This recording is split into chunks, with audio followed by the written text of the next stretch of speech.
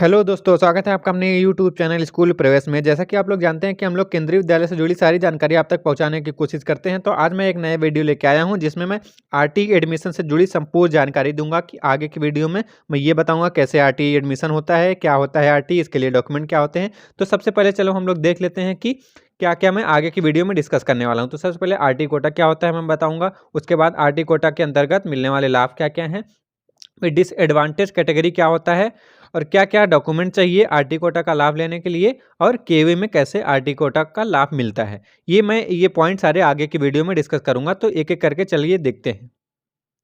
सबसे पहले आरटी कोटा क्या होता है। तो गरीब और डिसएडवांटेज कैटेगरी के बच्चों को अच्छी और गुणवत्तापूर्ण शिक्षा देने हेतु सरकार द्वारा सन 2009 में आरटी एक्ट 2009 लाया गया। इस कानून में ऐसे बच्चों के लिए 25% सीट आरक्षित होती है। तो कैसे बच्चे जो गरीब और डिसएडवांटेज कैटेगरी के अंतर्गत आते हैं। अब आरटी कोटा का लाभ देख लेते हैं। तो अगर आपके बच्चे का एडमिशन आरटी कोटा के अंतर्गत हुआ है तो आपको कोई भी फीस नहीं देनी पड़ती है। आपके बच्चे का एजुकेशन फ्री ऑफ कॉस्ट रहता है।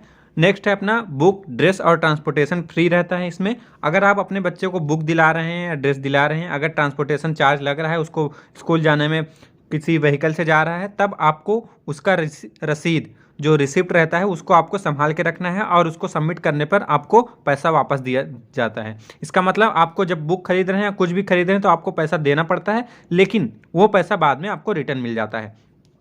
नेक्स्ट है स्कूल बदल जाने पर भी आरटी कोटा के लाभ मिलता है। तो अगर आपका ट्रांसफर हो जा रहा है या किसी कारणवश आप कहीं दूसरे जगह दूसरे सिटी में जा रहे हैं, तब भी आरटी कोटा का लाभ आपको मिलता रहेगा। स्कूल बदलने से कोई भी आपको दिक्कत नहीं होगी, आपका बच्चा आरटी कोटा के अंतर्गत ही आएगा।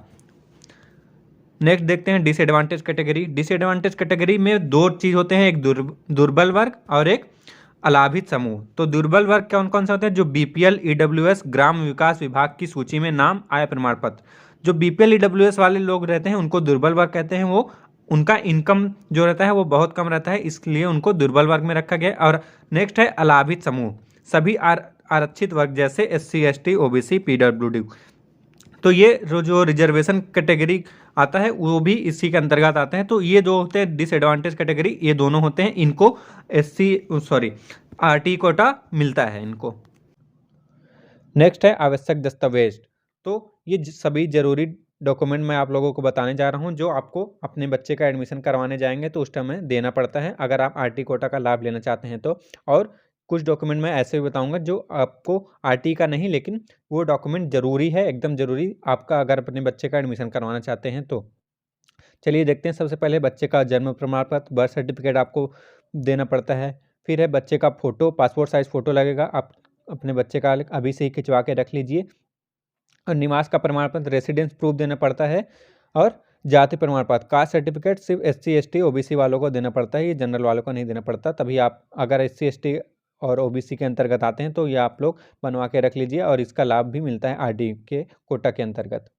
और फिर होता है दुर्बल वर्ग का प्रमाण पत्र, लो इनकम सर्टिफिकेट भी देना पड़ता है। अगर आपका इनकम लो है तो आपको एक सर्टिफिकेट देना पड़ता है और उसके अंतर्गत आपको आपके बेटे का एडमिशन आरटी कोटा के अंतर्गत हो जाता है।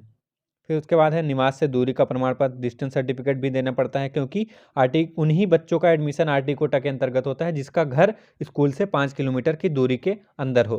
तो ये आपको डिस्टेंस सर्टिफिकेट भी देना पड़ता है, निवास से दूरी का प्रमाण पत्र भी देना पड़ता है कि हाँ मेरा घर इस स्कूल से इतने डिस्टेंस पे 5 किलोमीटर के अंतर्गत आता है, तभी आपका बच्चे का एडमिशन आरटी कोटा के अंतर्गत होगा।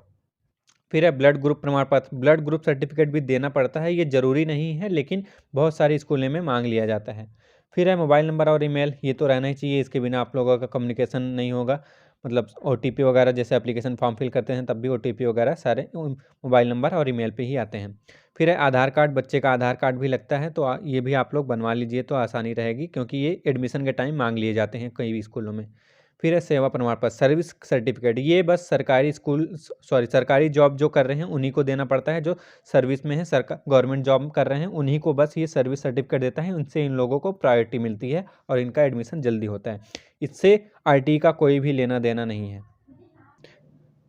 नेक्स्ट है आरटी कोटा इन केवी। तो जैसा कि मैं बताया कि सभी स्कूलों में रहता है। इसी तरह से केवी में भी आरटी कोटा रहता है और 25% सीट रिजर्व रहती है आरटी के अंतर्गत। तो अगर आप अपने बच्चे का एडमिशन केवी में भी कराना चाहते हैं तो उसमें भी हो जाता है आरटी के अंतर्गत।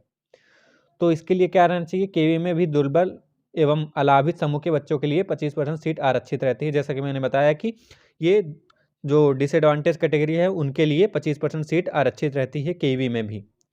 और फिर आरटी कोटा में सरकारी नौकरी वालों को कोई प्राथमिकता नहीं दी जाती है। तो अगर आप ऐसा सोच रहे हैं कि सरकारी नौकरी वालों को मिलेगा, तो ऐसा नहीं है। आरटी कोटा में सरकारी नौकरी जो गवर्नमेंट जॉब कर रहे हैं उनको सर्विस कैटेगरी से उनका कोई लेना देना नहीं है, उनको प्राथमिकता नहीं दी जाती है। फिर है दुर्बल एवं अलाभित समूह के साथ स्कूल से घर की दूरी 5 किलोमीटर से अधिक नहीं होनी चाहिए। जैसे कि मैंने पहले बताया कि अगर आप आरटी कोटा का लाभ लेना चाहते हैं तो आपका घर और स्कूल का डिस्टेंस जो है वो 5 किलोमीटर से दूर नहीं रहना चाहिए, नहीं तो आप आरटी कोटा के अंतर्गत नहीं आएंगे और इसका सर्टिफिकेट भी देना पड़ता है, एक एफिडेविट बना के। तो उम्मीद है कि ये जानकारी आप लोगों को अच्छी लगी होगी। अगर अच्छी लगी तो हमारे वीडियो को लाइक कर दीजिए और हमारे चैनल को सब्सक्राइब कर लीजिए, ताकि आगे आने वाली सारी जानकारियाँ मैं आपको टाइम टाइम तक देते रहूँगा, जिससे आपके बच्चे का एडमिशन आसानी से हो जाएगा। Thank you so much for watching.